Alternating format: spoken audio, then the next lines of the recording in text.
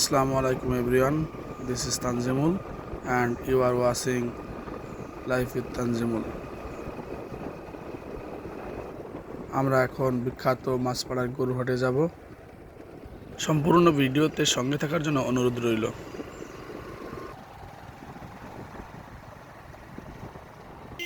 ইতিমধ্যে আমরা গঙ্গারামপুর বাজারে পৌঁছে গেছি, আর সামনে আছে সিঙ্গিয়া বাজার।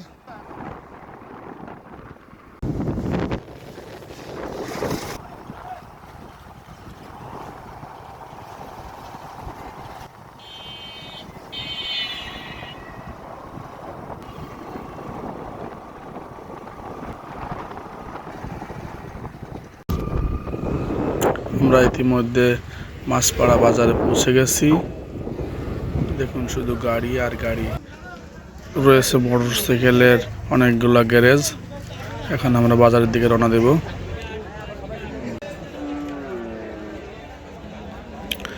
দেখুন কি প্রচন্ড ভিড়। এখনো ঈদের বেশ কিছুদিন দেরি আছে, তারপরও বাজারে ভিড় লেগে গেছে। এখন ভিড়ের চিত্রটা তো দেখতেই পাচ্ছেন, প্রচন্ড ভিড়।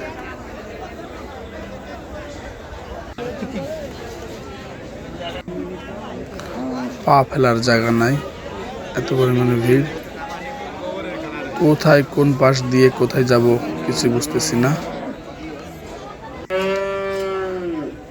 আমার এই ফার্স্ট টাইম এই হাটে আসা। আমি খুব এক্সাইটেড ছিলাম। ছোট ভাই আসছিল আমার সাথে, তার কাছে তার ফিলিংস জানতে চাচ্ছিলাম। সে তো পুরাই মাথা নষ্ট। যাক, এত গরুর মাঝে আসলে পছন্দই করতে পারতেছিলাম না, আর এত পরিমাণে দাম ছিল, মানে সাধ্যের বাইরে।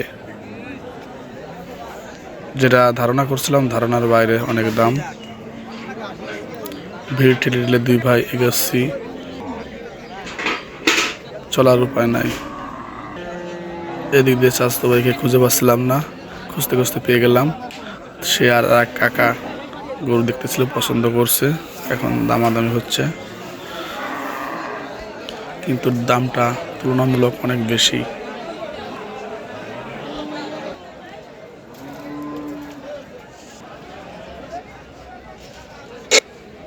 এই যে আমি এখন হাটের যে পাশে এড়ে গরু রাখা হয়, সেখানে অনেক বড় বড় এড়ে গরু আসছে। ভিডিওয় ততটা বোঝা যাচ্ছে না, যদিও অনেক বড়। আমার তো ভয়ই করতেছিল ভিতর দিয়ে যাইতে, তাও অনেক সাহস করে গেছি। যাই হোক, বাবা আবার ফিরে আসলাম গরুর কাছে। এইটা পছন্দ হয়েছে মোটামুটি, কিন্তু দাম দরে পড়তেছে না। যাই, কথাবার্তা চলতেছে, ভাই কথা বলতেছে, কাকা কথা বলতেছে। যাক, শেষ পর্যন্ত কেনা শেষ করলাম, কেনাকাটা করলাম।